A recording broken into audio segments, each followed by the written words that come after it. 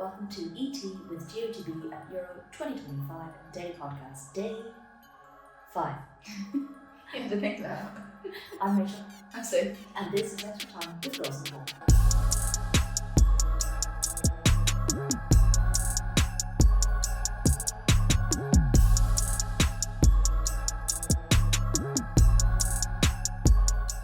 Yeah, I realised actually yesterday on social media that I put Day 3 and it was definitely Day 4, so I'm sorry. When like 27 days, you can have a problem, can't you?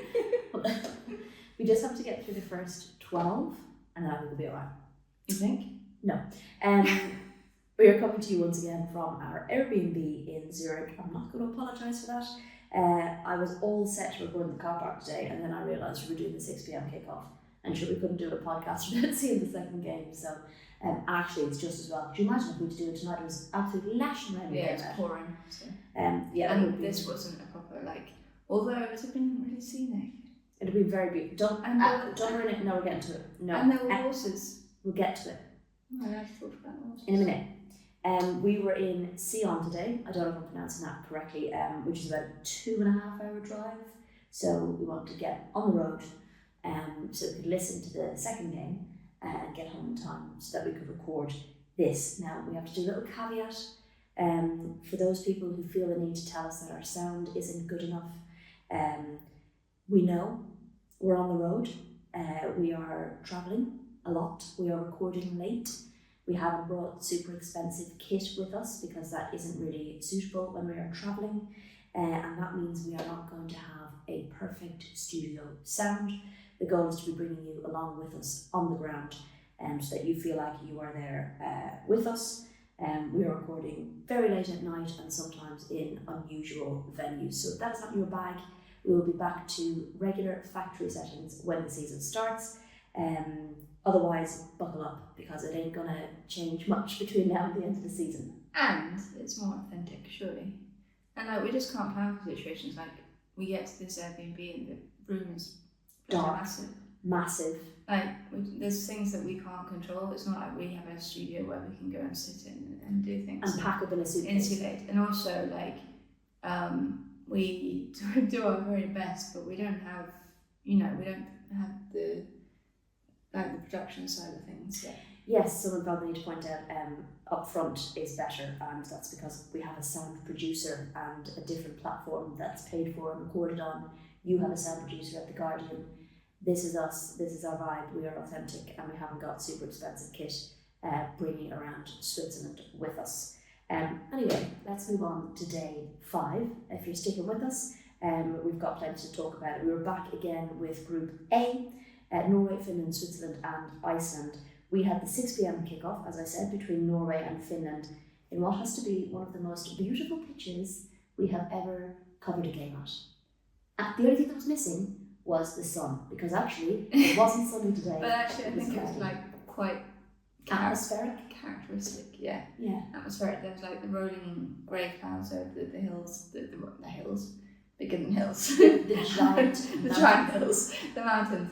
And the mist and everything. It was quite cool, and I almost didn't get into the game because I spotted a horse riding stables just outside the stadium. She was in the middle of a voice note when we were driving up to get our car park and she got totally distracted and I was like, Sophie, you're literally talking to someone, finish the voice note, ignore the horses. No, there were horses and I really wanted to go for a ride. I wasn't allowed. The stadium was lovely, it was small, it was intimate, but at the same time had this vastness of the mountains surrounding it. So I really enjoyed our time in Sion and I'm sad that it's our only time being there. Short and sweet. Short and very sweet. And I got very nice drive. And I got some good photos. Got some good photos. I did. And given that you've been worrying about that a little bit. I have, yeah. The game ended Norway 2, Finland 1. Nostrum with an own goal. Svennius and Caroline Graham Hansen getting the final goal. The final nail of the coffin for Finland. It's not the final nail, they still might get through, but I think it was a really enjoyable game. We were really impressed with Finland and felt like for much of the game they deserved to win it, and Norway got it at the end, and you just felt for them after such a good display. Yeah, I think Finland have been my surprise package of the tournament, just from the first round of games in this one. I think they're really bright, they've got some really class young players. It kind of points to why so many WSL teams have started recruiting from Finland. And there's some real quality in there. I think the way that they're set up is really to frustrate the opposition. So out of possession today, they were playing 4-1-4-1, which meant that Evelina Suleiman was just sitting in behind, in between the two lines. She was just like mopping up literally everything. And then you've got someone like Una Siren, who I really, really rate from watching at West Ham this season. She is an absolute terrier of a midfielder. She just works and works and works and works, and has a real good end product at the end of it as well. And those two together was just forcing errors from Norway, who weren't pressing at all. But when Norway were coming forward on the ball, you just have this kind of bank of midfielders who would just literally mop it up, step and turn it over. And then they're pretty quick on the counter, so they win the ball back, turn the ball over, send the pass through, and there'd be a striker or someone on the end of it. And they're really backed up by because they play through at the back, they have the wing backs as well. So Emma Kovisto and Katarina Kosola have the pace to really, really bomb down the wings. And it means that you're really stretching your opponent. And we saw with Norway, like in the first game, they don't really do well with that space behind down the flanks. They really, really struggle with that. Norway were when we thought about like Iman Benny and stuff like that. So the same problems occurred again today, but also I think there was more of a central problem because Finland do have the players to cut right through you, and they showed that with the goal. There was a real bravery and confidence about the way they played and came out and took on Norway. Equally, like you said, Norway were just quite passive, and there were times where I think it was Una Siren got the ball, kind of fired at her quickly, and she took it down quickly and was ready to look for a quick pass and realised nobody was putting any pressure. In space. She turned to the right, she turned to the left, she was like, oh no, I'll pass it over there. And literally got the ball in, maybe 25 yards out, looked up, realised there was no one around her, shifted it one way, took a shot, it rebounded off someone. She had the space again to just think about it and take another shot. And there's no press from Norway, and you saw that in the first game too. They're really, as you say, really passive with it. But there were times then where Ada Hegerberg was charging down the goalkeeper and was charging down the centre backs because they wanted to play it short from the back, and it was like, but it was so few and far between. It seemed they have sections of the game where they light up, I think. Yeah. And in the that's why up here Norway had a couple of bright periods. And so in the Switzerland game, it was really after half time where they had that period of maybe 10-15 minutes where they were on top and they had a bit between their teeth. In this game, they probably had the first 5 minutes when they scored the goal. They really, really tapered off after that. They maybe had a 5-minute period somewhere around the 25-minute mark. They hit the bar, the woodwork twice. There was that big save from Koivunen to deny Ada Hegerberg one-on-one, huge save. But then they tapered off again. And then in the second half, Gemma Granger brought in Lisa Nelson and, forgive me, I forget, but for Vilde Risa and Frida Monum. And I think she was expecting more of an impact. But literally, until that last phase of the game, Norway barely troubled. It was all Finland. Finland dominated in every single statistic. That's the main thing. Yeah. Every statistic. Other than goals, yeah. They dominated in every single statistic that you can have on a football pitch in terms of Europe attack and play. They should have scored. There were those missed chances. But I really, really love I describe them in my match report as plucky. They really, really build on the confidence that they have. They're brave with it. They know that they probably are the underdogs in a lot of these ties, but they aren't afraid to go and be free with that. And I actually really like Marcus Salorenta when they scored the goal. Obviously, there was the light when Svenny scored the goal. And he literally went trotting off, dancing down the touchline in delight. He was just so happy. I think a good example of that pluckiness was after Caroline Graham-Hansen scored the goal to win the game for Norway. The Finnish goalkeeper took off of the pitch when there was still probably 3 minutes left of regular time and then injury time, and she was up, and it wasn't just a corner I'll be involved in the box. She was out, she came back out to get the ball after the ball went back out from the corner. She picked up the ball over to the corner flag, sent it back in, and I was a bit like, okay love, you might want to trot on back down to your half of the pitch, but that's the kind of bravery. But I think that's cool, and I think he said it kind of in his press conference, didn't he? obviously they were very, very disappointed because they should have and could have got something out of the game, even if it was just a point. But I think he was basically like, we'll do our thing, and we kind of know what we've done in the last 2 years to build up to this point. People might not be talking about us, but we have the confidence built from the League A run that we went in. Yes, it was hard. We were playing tough nations. We were playing like the Italys of the world. He did mention Scotland in there. And stuff like that. No offense Scotland, but they're not quite like elite level. He'd said top teams. Yeah. And then he was talking about how that, and then obviously they've been in League B, this Nations League campaign, where they've had the chance to start scoring some goals.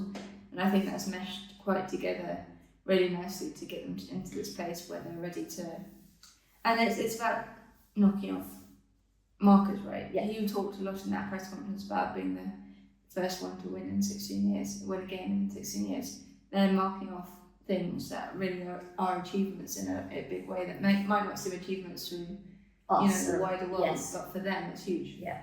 The Caroline Graham-Hansen goal very much came from a solo effort from her. They'd had a moment like a couple of minutes before where a ball was whipped across goal. Anna Hegerberg completely swung and missed at air, completely missed the ball. Caroline Graham-Hansen had a friggin' open goal because even the goalkeeper thought Hegerberg was going to kick it, so it kind of made the effort to make herself big, if you like. And CGH just had an open goal and she absolutely skied it, and she just fell backwards onto her back, as in like that was the moment. And she said in the press conference, like, those moments happen in games, you need to be able to put them behind you and know that more moments are going to come and not dwell on them. And she did that. And whether it was a cross or a shot, I did like that. A sort of cross, sort of shot. She said, if it didn't go in for me, I knew Ada was on the back post and it was going to end up in the goal. It doesn't really matter. Exactly. But there was a moment I wanted to touch on where there was a super effort from Guro Reiten. She attempted a bicycle kick and it was met by an equally superb save from Koivunen in goal. And instead of, I shot some of the bicycle kick and then I just watched the save and just sat by myself and just went, wow. Did you do it in the Jennifer Coolidge accent? Wow. No. So that was a really cool moment. Big shout out to the Finnish goalkeeper. But it was an unbelievable effort from Guro Reiten because it was hard. She did a bicycle kick, she got him on target, and it was a super then save. She made some top saves. I think she put herself up there as a real top goalkeeper. So Norway had at this stage 1 foot in the quarter-final, as they then had to wait for the result from the other game between Switzerland and Iceland, which ended 2-0 to Switzerland, Reuteler and Pilgrim getting the goals.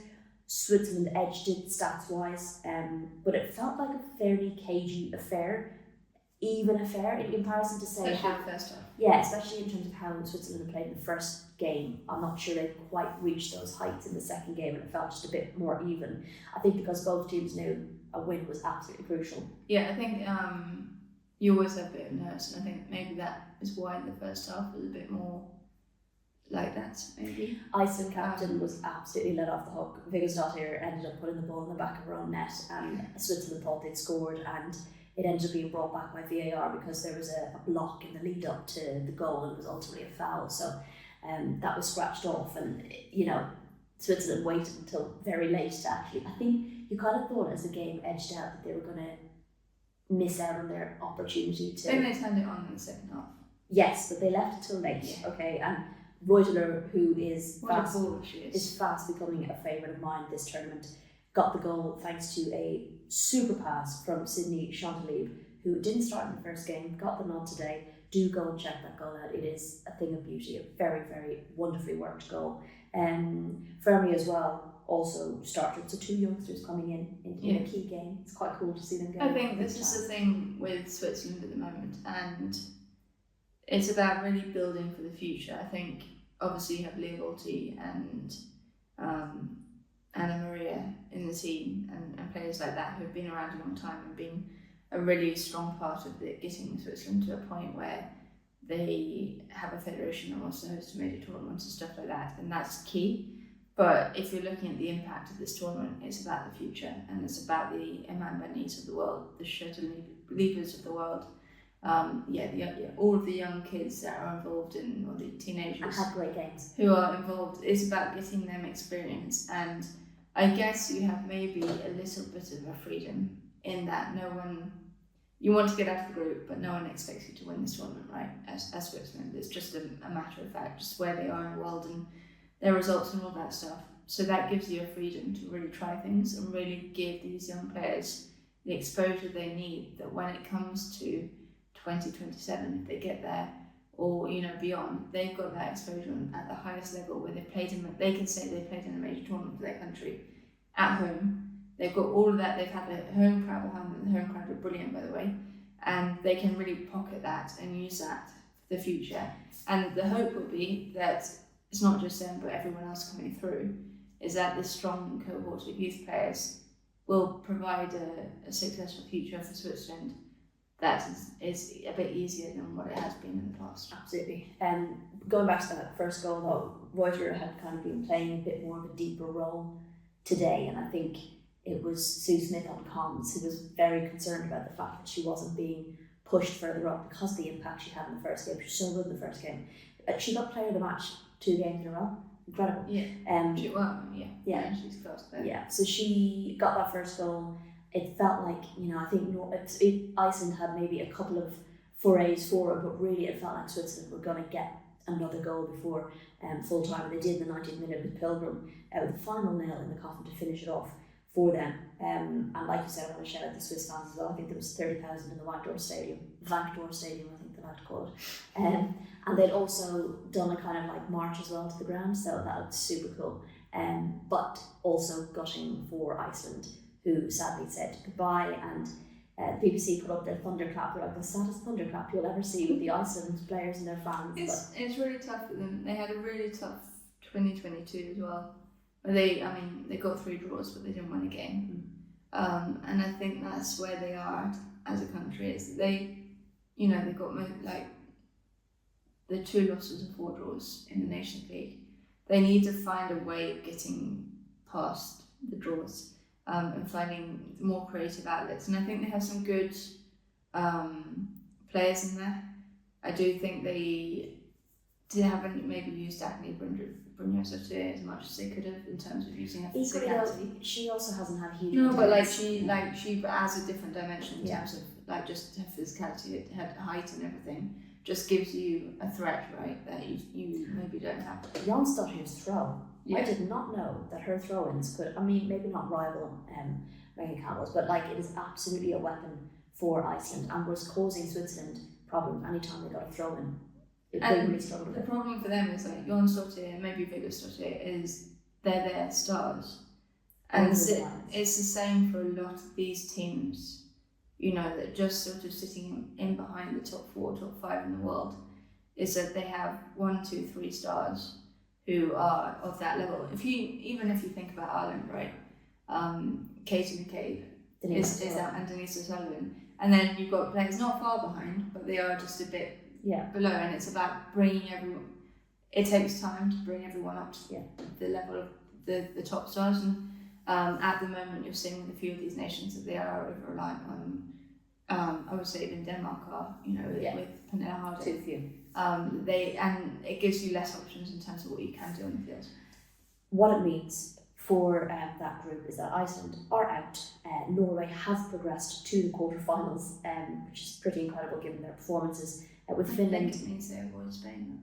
Oh my god, well done. With Finland and Switzerland then battling it out for second, and they face each other next. I think that's going to be an absolute cracker of a game. Tomorrow we are off to Thun to watch the early kickoff between Spain and Belgium, so taking another team off our list. I'm looking forward to that one. I think we are going to get there with all of them, I think. Yes, and I think there's going to be plenty of goals in that game as well. So yes, looking forward to that one. But it does also mean that we're going to have another pod from the comfort of here, which I'm very pleased about. Otherwise, that is it from us from day 5 at Euro2025. Make sure you're following us across our socials so you see all the content that we'll be doing over the coming weeks. Otherwise, we'll chat to you very soon.